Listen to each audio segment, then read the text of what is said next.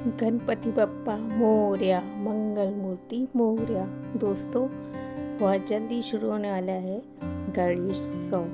उसकी तिथि, शुभ मुहूर्त, पूजा विधि मैं आपके साथ शेयर करूंगी और घर पे किस तरीके से आपको किस मनोकामना के लिए गणपति जी लेके आना चाहिए, वो सब मैं आपको यहाँ पे शेयर करने वाली हूँ।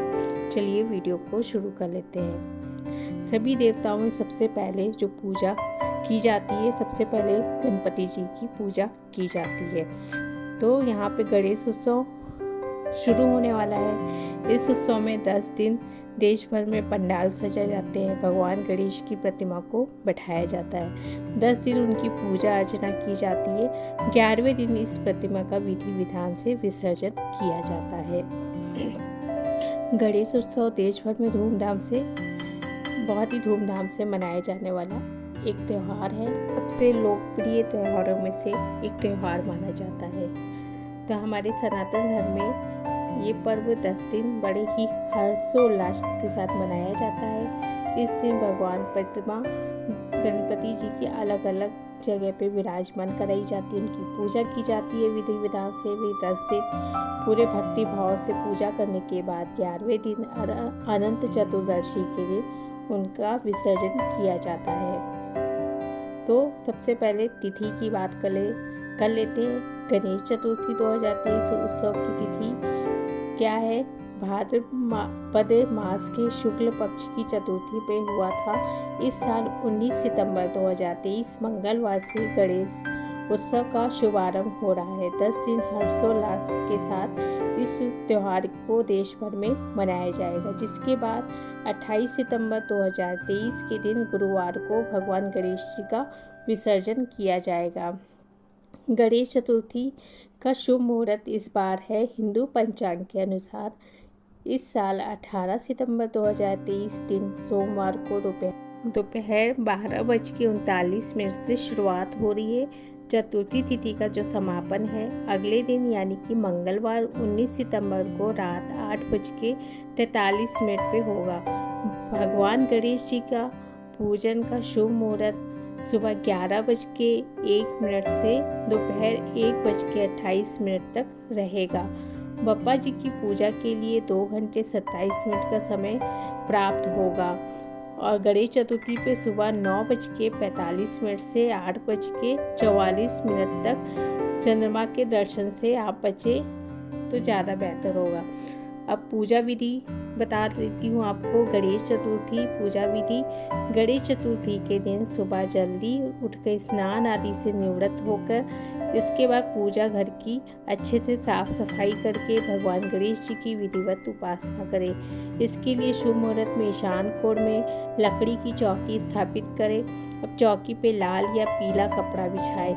फिर बप्पा की प्रतिमा को इस चौकी पर विराजमान करें। नियमित रूप से प्रतिदिन भगवान गणेश की उपासना करें।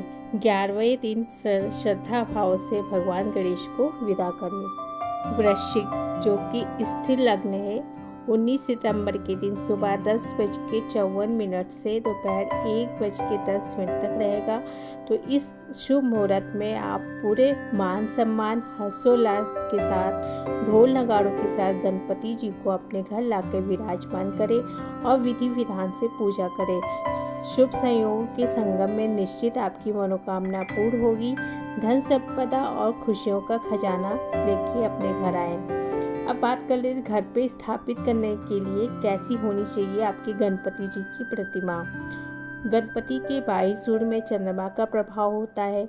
जैसे चंद्रमा का स्वभाव है शांत, शीतल और सौम्य, उसी तरह बाईं ओर वाले सूंड के गणपति हमारे लिए श्री लक्ष्मी, आनंद, सुख, समृद्धि, यश व ऐश्वर्य के दायक होते हैं। वहीं दाईं ओर सूंड वाले गणपति में सूर्य का प्रभाव होता है।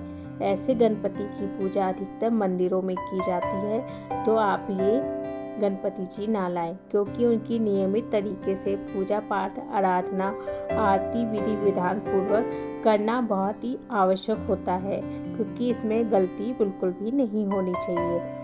तो आपने देखा होगा मंदिरों में कि जैसे सिद्धि विनायक मंदिर है, दाईं ओर सूंड वाले गणपति जी वहाँ पे विराजमान है और वहाँ पे बहुत ही विधि विधान से पूजा की जाती है। इस बात का बहुत ही विशेष ध्यान रखना चाहिए।